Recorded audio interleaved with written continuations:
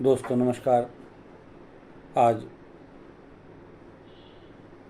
पावन सप्तश्लोकी दुर्गा का 7वां श्लोक, उसके विषय में चर्चा।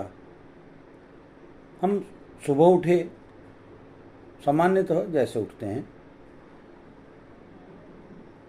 उठकर हमने घर में बातचीत की, अपने दैनिक कार्यों से हम निवृत्त हुए। तत्पश्चात स्नान किया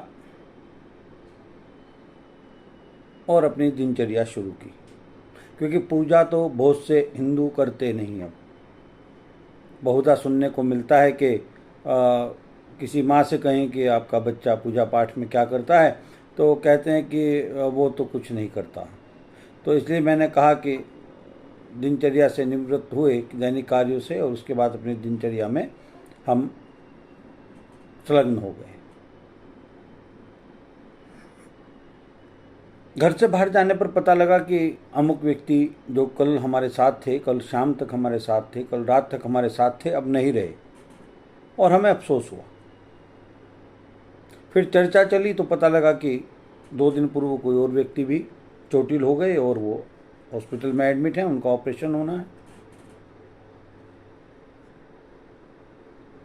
कोई तन दुखी, कोई मन दुखी, कोई रहत उदास, दुखियों में बस एक सुखी, सुखी राम का दास, ऐसा मेरी माँ कहती थी।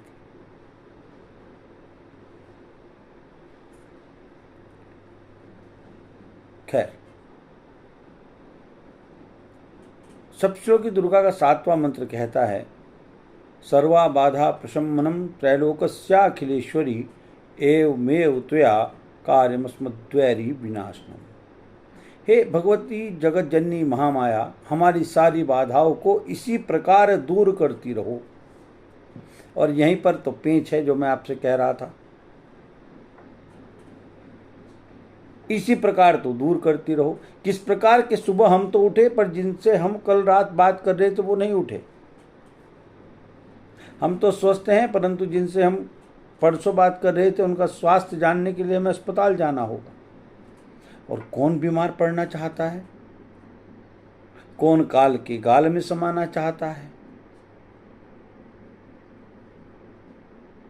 हमारा स्वास्थ्य भी ठीक है, हमारे पास धन भी इतना भर तो है कि हम 2 वक्त का भोजन कर लें और अतिथि की सेवा कर सकें, और कल की चिंता भी नहीं है। बस इसी प्रकार ध्यान दें, इसी प्रकार हे माँ जगत जननी जगदम्बा, हमारी रक्षा करती रहो। बहुत सारी बाधाएं आती हैं दोस्तों, जिनका हमें वह पराशक्ति, वह जगत जननी जगदम्बा महामाया पता भी लगने नहीं देती, कब हमारे बराबर से होकर गुजर जाती है, कि उसे अभी हमसे कुछ कार्य लेना शेष है। इस बात को जीवन में अगर हम उतार लें तो बहुत कुछ संकट तो वैसे ही चले जाएं।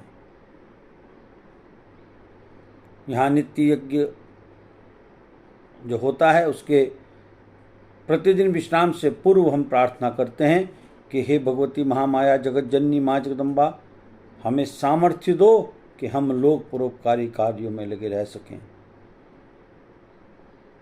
हमें सामर्थ्य दो, हम तन से भी सुखी हों तब किसी की मदद का सोच सकें, हम मन से भी सुखी हों तब किसी की मदद का सोच सकें, हम धन से भी सुखी हों, माफ़ कीजिए, हम धन से भी सुखी हों कि हम तब किसी की मदद का सोच सकें। इस तरह से जीवन को जीना कम से कम युवान को तो हम शुरू कराएं। हमारे घर में जो बच्चे हैं, हमारे घर में जो युवा हैं, हम उन्हें तो बताएं कम से कम कि सब कुछ ऐसे ही नहीं मिल गया, सब कुछ ऐसे ही ठहरा हुआ नहीं है, क्योंकि हम तो अनित्य हैं। और हम सोचते क्या हैं? हम नित्य हैं।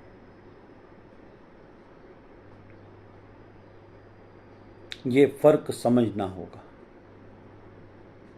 और अगर हम आज हैं, अगर हम कल सुबह रहेंगे, अगर हम कल सुबह का सूर्य भगवान का प्रकाश देख पाएंगे, उनके दर्शन कर पाएंगे, तो हमें निश्चित रूप से उस माँ के प्रति धन्यवादी होना चाहिए।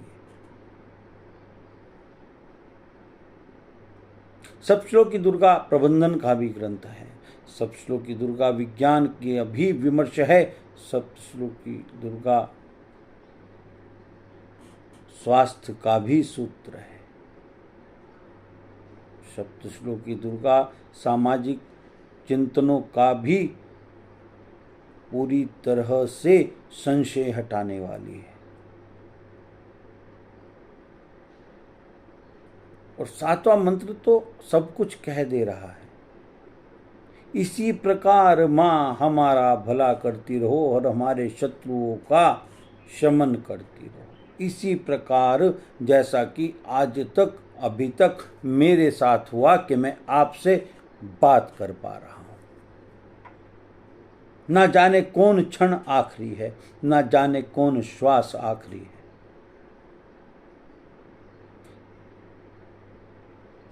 जब जग में आए थे तो भगवान कबीर दास जी ने कहा है, भगवान इसलिए कि जो भगवान का चिंतन करे वो भगवान हो जाए। ऐसी करनी कर चलो हम हंसें जग रोए। हम जब इस संसार से विदा हों तो एक खुशबू तो छोड़ जाएं कम से कम, एक सुगंध तो छोड़ जाएं कम से कम, एक रिक्त स्थान तो छोड़ जाएं कम से कम, जिसकी रिक्ति आसानी से पूरी ना हो पाए। और इसके लिए हमें निश्चित रूप से ईश्वर का नित्य धन्यवादी होना होगा।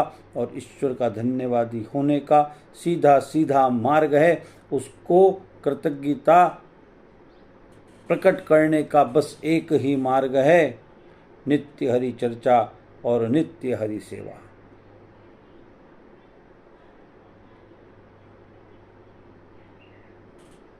हरि सेवा हर व्यक्ति में तो हरि है। सर्वस्वरूपे सर्वेशे सर्वशक्ति समन्विते। सप्तश्लोकी दुर्गा मेरी इच्छा है कि 12 वर्ष से 18 वर्ष तक के हर बच्चे को सप्तश्लोकी दुर्गा मनस्थ हो जानी चाहिए। बड़ा आनंद का विषय है सप्तश्लोकी दुर्गा। ओम ज्ञाने नमोपि चेतांसी देवी भगवती सा लदाकृष्य मोहाय महामाया प्रेक्षति। पहला श्लोक। और आज हम 7वें श्लोक पर इस विषय को विराम दे रहे हैं। हरि चर्चा तो अनंत है, अपने अपने प्रकार से सब लोग ईश्वर का चिंतन करते हैं, परंतु सर्वोपरि क्या है? वह है प्रेम। सर्वोपरि क्या है? वह है सेवा। सर्वोपरि क्या है? वह है करुणा। कि माँ हम पर ऐसी ही कृपा करती रहें जैसी आज तक की, जैसी अब तक की। हम नित्य एक दूसरे को मिलते रहें, एक दूसरे का कुशल क्षेम जानते रहें और हरि चर्चा में अपना समय व्यतीत करें, चाहे तो वार्ता से, चाहे तो सेवा के द्वारा। आगामी दिनों में माँ लक्ष्मी के महासूत्र, श्री सूक्त, वेद की वाणी के विषय में चर्चा करने का प्रयास करूंगा। तब तक आपके लिए प्रार्थनाएं, अनंत प्रार्थनाएं कि आप सदा सुख से रहें, आपके सभी शुभ संकल्प पूर्णता को प्राप्त होते रहें, आपके सभी परिचित, आपके सभी शुभ चिंतक बहुत आनंद से रहें और ईश्वर की सेवा को अपना कर्तव्य बना लें, ईश्वर की सेवा को अपनी आदतों में शुमार कर लें और ऐसी सामर्थ्य ईश्वर ही दे, ऐसी सामर्थ्य ईश्वर ही दे। इसके बीच में जो भी वैरी आएं उनका माँ शमन करे। ऐसी प्रार्थनाएं। आप सब खुश रहें, चिंता मुक्त रहें, भय मुक्त रहें, ऐसी प्रार्थना। राम राम। जय हिंद, जय भारत।